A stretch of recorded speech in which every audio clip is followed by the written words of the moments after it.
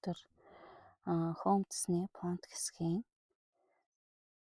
текстийн хэмжээг хэрхэн томруулах, хэрхэн жижигрүүлэх, мөн текстийн үсгийн хэмжээг өөрчлөх, оруулсан фонтуудаа бүгд арилгах, буцаагаад хэвэнд нь оруулах зэрэг командуудыг үзнэ. За бид өмнөх хичээлээрээ текстийн хэмжээг фонт сайз хэсгээс томруулахыг авч үзсэн. Одоо тэгвэл өнөөдөр текстийн хэмжээг текстээ идэвхжүүлээд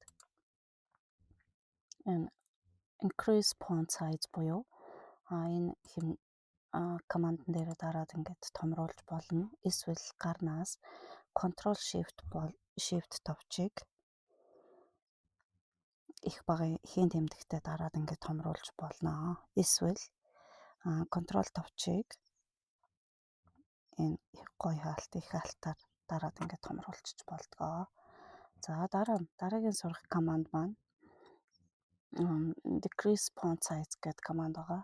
За decrease font size гэдэг команд маань текстийн хэмжээг багасгадаг. За үүнийг мөн адил Ctrl Shift багын тэмдгээр ингээд жижигрүүлж болно. Эсвэл Ctrl дараад гоё хаалтыг ингээд дарж болно. За дараачих команд нь change case буюу текстийн үсгнүүдийг өөрчлөх команд байгаа. За эхнийх нь lower case гэдэг команд маань бүх текстийг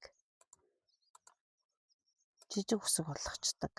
За энэ дээр үзье. Бүх текстийг жижиг үсэг болгоно. За ингээд.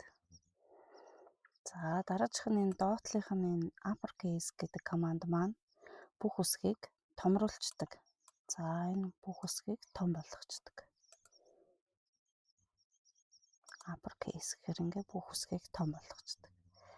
За дараагийнх нь энэ capitalize each word гэдэг команд маань үгийг эхний үсгийг нь томруулдаг. Ингээд. За сүүлийн toggle case гэдэг команд маань том бичигдсэн үсгийг жижиг болгож, жижиг бичигдсэн үсгийг том болгочдөг. За ингээд хараа. Ингээд байр нь өөрчлөгдөнө гэсэн үг. За ийм команд байна. За ингээд командуудын өөрчлөлтүүд орсон байхад энэ арын clear all formatting гэдэг командн дээр дарах юм бол бүх командыг арилгаад хэвийн байдалд нь оруулнаа гэсэн үг.